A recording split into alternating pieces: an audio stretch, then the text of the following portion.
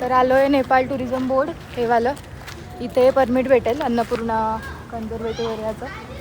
आता इथे काय काय लागतं ते सांगते. आधी परमिट. तर अन्नपूर्णा ट्रेकसाठी लागणारा ACAP परमिट किंवा अन्नपूर्णा रिजनमध्ये कुठेही जायचं असेल तर तुम्हाला हा परमिट लागणार आहे. तर तुम्ही हा कुठून काढू शकता, काय प्रोसिजर आहे, काय डॉक्युमेंट्स लागतील, हे सगळं आपण या व्हिडिओमध्ये शॉर्टली बघणार आहे. सो चला.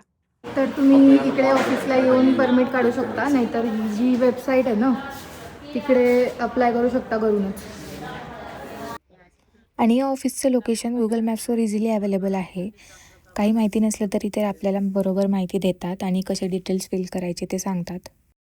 फॉर्म फिलमध्ये सगळे आपले पर्सनल डिटेल्स आणि ते टाकल्यावर इकडे त्यांना दाखवायचं आहे आणि ते इथे कॅमेरा आहे, तिथे तुमचा एक फोटो काढतील आणि तिथे 1000 NPR पर पर्सन एंट्री फी पे करायची.